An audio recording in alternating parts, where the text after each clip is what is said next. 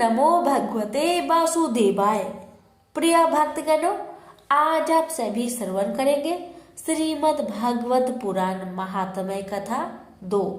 भक्ति का दुख दूर करने के लिए नारद जी का उद्योग। नारद जी ने कहा, बाले तुम व्यर्थ ही अपने को क्यों खेद में डाल रही हो? अरे तुम इतनी चिंता दूर क्यों हो? भगवान श्री कृष्ण के चरण कमलों का चिंतन करो, उनकी कृपा से तुम्हारा सारा दुख दूर हो जाएगा। इन्होंने कौरवों के अत्याचारों से द्रौपदी की रक्षा की थी और गोप सुंदरियों को सनाथ किया था। वे श्री कृष्ण कहीं चले थोड़े गए हैं? फिर तुम तो भक्त हो और सदा उन्हें प्राणों से प्यारी हो। तुम्हारे बुलाने पर तो भगवान नीचे के घरों में भी चले जाते हैं। सत्य, त्रेता और द्वापर, इन तीनों युगों में ज्ञान और वैराग्य मुक्ति के साधन थे, किंतु कलयुग में तो केवल भक्ति ही ब्रह्म सायुज्य मोक्ष की प्राप्ति कराने वाली है। यही सोचकर ही परमानंद चिन्ह मूर्ति ज्ञान स्वरूप श्री हरि ने अपने सत्य रूप से तुम्हें रचा है। तुम साक्षात श्री कृष्ण चंद्र की प्रिया और परम सुंदरी हो। एक बार जब तुमने हाथ जोड़कर पूछा था कि मैं क्या करूं, भगवान ने तुम्हें यही आज्ञा दी थी कि मेरी भक्तों का पोषण करो। तुमने भगवान की वह आज्ञा स्वीकार कर ली। इससे तुम पर श्री हरि बहुत प्रसन्न हुए और तुम्हारी सेवा करने के लिए मुक्ति को तुम्हें दासी के रूप में दे दिया और इस ज्ञान वैराग्य को पुत्रों के रूप में तुम अपने साक्षात स्वरूप से बैकुंठ धाम में ही भक्तों का पोषण करती हो। भूलोक में तो तुमने उनकी पुष्टि के लिए केवल छाया रूप धारण कर रखा है। तब तुम मुक्ति, ज्ञान और वैराग्य को साथ लिए पृथ्वी तल पर आई हो और सत्य युग से द्वापर पर्यंत बड़े आनंद से रही।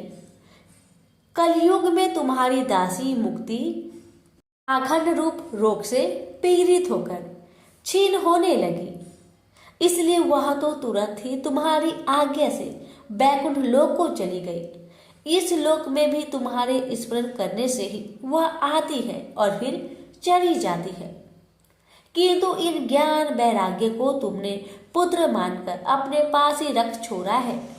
फिर भी कलयुग में इनकी अपेक्षा होने के कारण तुम्हारे ये पुत्र उत्साहीन और वृद्ध हो गए हैं। फिर भी तुम चिंता ना करो, मैं इनके नव जीवन का उपाय सोचता हूँ। सुमुखी, कलि के समान कोई भी युग नहीं है। इस युग में तुम्हें घर घर में प्रत्येक पुरुष के हृदय में स्थापित कर दूंगा। देखो, अन्य सब धर्मों को दबाकर और भक्ति विषय महा उत्सव को आगे रखकर यदि मैंने लोक में तुम्हारा प्रचार ना किया तो मैं श्री हरि का दास नहीं। इस कलयुग में जो जीव तुमसे युक्त होंगे वे पापी होने पर भी बेखटके भगवान श्री कृष्ण के अभय धाम को प्राप्त होंगे, जिनके हृदय में निरंतर प्रेम रूपनी भक्ति निवास करती है। वे शुद्ध अंत कारण पुरुष स्वप्न में भी यमराज को नहीं देखते। जिनके हृदय में भक्ति महारानी का निवास है, उन्हें प्रेत, पिशाच, राक्षस या दैत्य आदि स्पर्श करने में भी समर्थ नहीं हो सकते। तब वेद, ध्यान, ज्ञान और कर्म आदि किसी भी साधन से भगवान बस में नहीं किए जा सकते। वे केवल भक्ति से ही वशीभूत होते हैं। इसमें श्री गोपी जन प्रमाण है। मनुष्यों का सहस्त्र जन्म पुण्य प्रताप से भक्ति में अनुराग होता है। कलयुग में केवल भक्ति ही सार है। भक्ति से तो साक्षात श्री कृष्ण चंद्र सामने उपस्थित हो जाते हैं। जो लोग भक्ति से द्रोह करते हैं वे तीनों लोकों में दुख ही दुख पाते हैं। पूर्व काल में भक्त का तिरस्कार करने वाले दुर्वासा ऋषि को बड़ा कष्ट उठाना पड़ा था। बस व्रत, तीर्थ, योग, यज्ञ और ज्ञान चर्चा आदि बहुत से साधनों की कोई आवश्यकता नहीं है। एकमात्र भक्ति ही मुक्ति देने वाली है। सूत जी कहते हैं, इस प्रकार नारद जी के निर्माण किए हुए अपने महात्म्य को सुनकर भक्ति के सारे अंग पुष्ट हो गए और वे उनसे कहने लगी। भक्ति ने कहा, नारद जी आप धन्य हैं, आपकी मुझ में निश्चल प्रीति है। मैं सदा आपके हृदय में रहूंगी, कभी आपको छोड़कर नहीं जाऊंगी। साधो, आप बड़े कृपालु हैं। आपने क्षण भर में ही मेरा सारा दुख दूर कर दिया, किंतु अभी मेरे पुत्रों में चेतना नहीं आई है। आप इन्हें शीघ्र ही सचेत कर दीजिए, जगा दीजिए। सूत जी कहते हैं, भक्ति की ये वचन सुनकर नारद जी को बड़ी करुणा आई और वे उन्हें हाथ से हिला डुलाकर जगाने लगे। फिर उनके कान के पास मुंह लगाकर जोर से कहा, ओ ज्ञान जल्दी जाग पड़ो, ओ वैराग्य जल्दी जाग पड़ो। फिर उन्होंने वेद ध्वनि, वेदांत घोष और बार बार गीता पाठ करके उन्हें जगाया। इससे वे जैसे तैसे बहुत जोर लगाकर उठे, किंतु आलस्य के कारण वे दोनों भाई जमाई लेते रहे। नेत्र उघार कर देख भी नहीं सके। उनके बाल बगुलों की तरह सफेद हो गए थे। उनके अंग प्राय सूखे काठ के समान निस्तेज और कठोर हो गए थे। इस प्रकार भूख प्यास के मारे अत्यंत दुर्बल होने के कारण उन्हें फिर सोते देख नारद जी को बड़ी चिंता हुई और वे सोचने लगे, अब मुझे क्या करने चाहिए।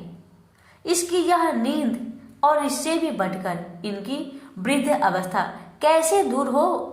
शौनक जी इस प्रकार चिंता करते करते वे भगवान का स्मरण करने लगे। उसी समय यह आकाशवाणी हुई कि मुने, खेद मत करो, तुम्हारा यह उद्योग निसंदेह सफल होगा। ऋषि, इसके लिए तुम एक सत्कर्म करो। वह कर्म तुम्हें शांति शिरोमणि महानुभाव बताएंगे। उस सत्कर्म अनुष्ठान करते ही क्षण भर में इनकी नींद और वृद्धावस्था चली जाएगी तथा सर्वत्र भक्ति का प्रचार होगा। यह आकाशवाणी वहां सभी को साफ साफ सुनाई दी। इससे नारद जी को बड़ा विस्मय हुआ और वे कहने लगे, मुझे तो इसका कुछ आशय समझ में नहीं आया। नारद जी बोले, इस आकाशवाणी ने भी गुप्त रूप से ही बात कही है। यह नहीं बताया कि वह कौन सा साधन किया जाए जिससे इनका कार्य सिद्ध हो। वे संत न जाने कहाँ मिलेंगे और किस प्रकार उस साधन को बताएंगे। अब आकाशवाणी ने जो कुछ सुना उसके अनुसार मुझे क्या करना चाहिए। सूत जी कहते हैं, शौनक जी, अब ज्ञान वैराग्य दोनों को ही छोड़कर नारद मुनि वहां से चल पड़े और प्रत्येक तीर्थों में जा जाकर मार्ग में मिलने वाले मुनीश्वरों से वह साधन पूछने लगे। उनकी उस बात को सुनते तो सब थे, किंतु उसके विषय में कोई भी निश्चित उत्तर नहीं दे पाता। किसी ने उसे असाध्य बताया, कोई बोले इसका ठीक ठीक पता लगाना ही कठिन है। कोई सुनकर चुप रह गए और कोई तो अपनी अवज्ञा होने के भय से बातों को टालकर आगे खिसक गए। लोक में महान आश्चर्यजनक हाहाकार मच गया। लोग आपस में कानफूसी करने लगे। भाई, जब वेद ध्वनि, वेदांत घोष और बार बार गीता पाठ सुनाने पर भी भक्ति, ज्ञान और वैराग्य ये तीनों नहीं जगाए जा सके, तब और कोई उपाय नहीं है। स्वयं योगी राज नारद को भी जिसका ज्ञान नहीं है, उसे दूसरे संसारी लोग कैसे बता सकते हैं। इस प्रकार जिन जिन ऋषियों से इनके विषय में पूछा गया, उन्होंने निर्णय करके यही कहा कि यह बात दुस्साध्य ही है। तब नारद जी बहुत चिंतातुर हुए और बद्री वन में आए। ज्ञान वैराग्य को जानने के लिए वहां उन्होंने यह निश्चय किया कि मैं तप करूंगा। इसी समय उन्हें अपने सामने करोड़ों सूर्य के समान तेजस्वी सनकादि मुनीश्वर दिखाई दिए। उन्हें देखकर वे मुनिश्रेष्ठ कहने लगे। नारद जी ने कहा, महात्माओं, इस समय बड़े भाग्य से मेरा आप लोगों के साथ समागम हुआ है। आप मुझ पर कृपा करके शीघ्र ही वह साधन बताइए। आप सभी लोग बड़े योगी हैं, बुद्धिमान और विद्वान हैं। आप देखने में 5-5 वर्षों के बालक से ज्ञान पढ़ते हैं, किंतु हे पूर्वज के भी पूर्वज, आप लोग सदा बैकुंठ धाम में निवास करते हैं, निरंतर हरि कीर्तन में तत्पर रहते हैं, भगवत लीला मित्र का रसास्वादन कर सदा उसमें उन्मत्त रहते हैं और एकमात्र भगवत कथा ही आपके जीवन का आधार है। हरि शरणम, भगवान ही हमारे रक्षक है। यह वाक्य मंत्र सर्वदा आपके मुख में रहता है। इसी से काल प्रेरित वृद्ध अवस्था भी आपको बाधा नहीं पहुंचाती। पूर्व काल में आपके भ्रूभंग मात्र से भगवान विष्णु के द्वारपाल जय और विजय तुरंत पृथ्वी पर गिर गए थे और फिर आपकी ही कृपा से वे पुनः बैकुंठ लोक पहुंच गए। धन्य है, इस समय आपका दर्शन बड़े सौभाग्य से ही हुआ है। मैं बहुत दीन हूँ और आप लोग स्वभाव से ही दयालु है, इसलिए मुझ पर आपको अवश्य कृपा करनी चाहिए। बताइए, आकाशवाणी ने जिसके विषय में कहा वह कौन सा साधन है और मुझे किस प्रकार उसका अनुष्ठान करना चाहिए? आप इसका विस्तार से वर्णन कीजिए। भक्ति, ज्ञान और वैराग्य को किस प्रकार सुख मिलता है और किस तरह इनकी प्रेम पूर्वक सब वर्णों में प्रतिष्ठा की जा सकती है। सनकादि ने कहा, देव ऋषि, आप चिंता ना करें, मन में प्रसन्न हो। उनके उद्धार का एक सरल उपाय पहले से ही विद्यमान है। नारद जी, आप धन्य हैं। आप वीरोक्त के शिरोमणि हैं, श्री कृष्ण दासों के स्वतः पद प्रदर्शक एवं भक्ति योग के भास्कर हैं। आप भक्ति के लिए जो उद्योग कर रहे हैं, यह आपके लिए कोई आश्चर्य की बात नहीं, समझनी चाहिए। भगवान के भक्त के लिए तो भक्ति की सम्यक स्थापना करना सदा उचित ही है। ऋषियों ने संसार में अनेकों मार्ग प्रकट किए हैं, किंतु वे सभी कष्ट साध्य है और परिमाण में प्राय स्वर्ग की ही प्राप्ति कराने वाली है। अभी तक भगवान की प्राप्ति कराने वाला मार्ग तो गुप्त ही रहा है। उसका उपदेश करने वाला पुरुष प्राय भाग्य से ही मिलता है।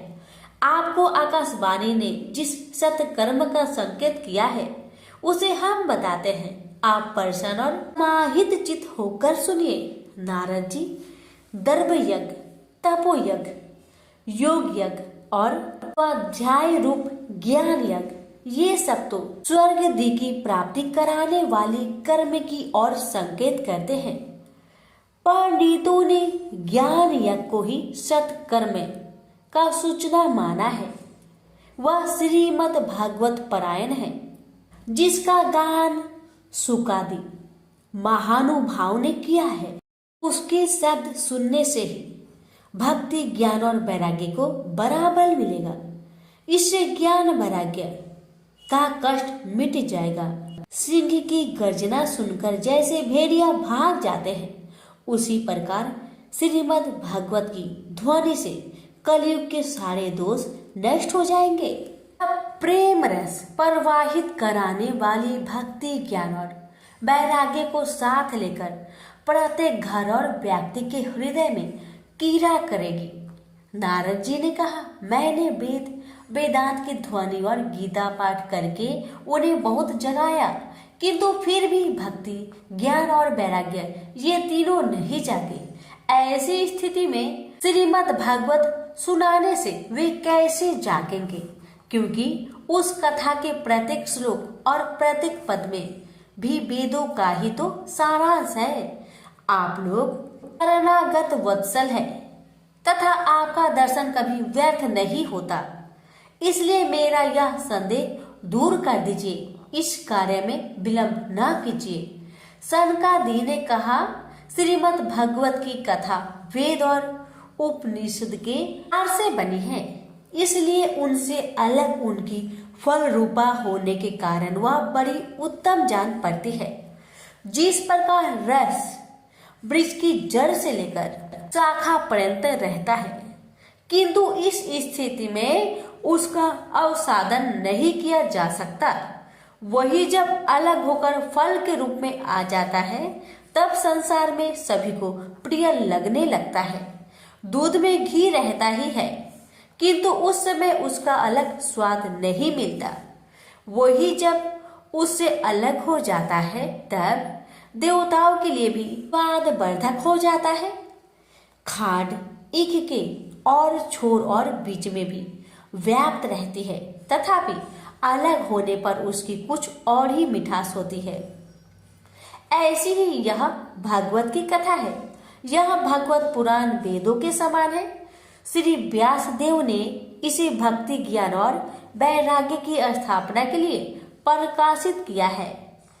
पूर्व काल में जिस समय वेद वेदांत के परगामी और गीता की भी रचना करने वाले भगवान व्यासदेव खिन्न होकर ज्ञान समुद्र में गोते खा रहे थे, उस समय अपने ही उन्हें 4 श्लोक में इसका उपदेश दिया था। उसे सुनते ही उनकी सारी चिंता दूर हो गई थी। फिर इसमें आपको आश्चर्य क्यों हो रहा है जो आप हमसे प्रश्न कर रहे हैं? आपको उन्हें शोक और दुख का विनाश कराने वाला श्रीमद् भागवत पुराण ही सुनाना चाहिए। नारद जी ने कहा, महानुभावों, आपका दर्शन जीवन के संपूर्ण पापों को तत्काल नष्ट कर देता है और जो संसार दुख रूप दवा नल से तपे हुए हैं उन पर शीघ्र ही शांति की वर्षा करता है। आप निरंतर शेष जी के सहस्त्र मुखों से गाए हुए भागवत कथा मृतिका ही पान करते रहते हैं। मैं प्रेम लक्षणा भक्ति का प्रकाश करने के उद्देश्य से आपकी शरण लेता हूँ। जब अनेकों जन्म के संचित पुण्य पूंजी का उदय होने से मनुष्य को सत्संग मिलता है, तब वह उसके अज्ञान जनित मोह और मद रूप अंधकार का नाश करके विवेक उदय होता है। प्रेम से बोलिए श्री कृष्ण भगवान की जय।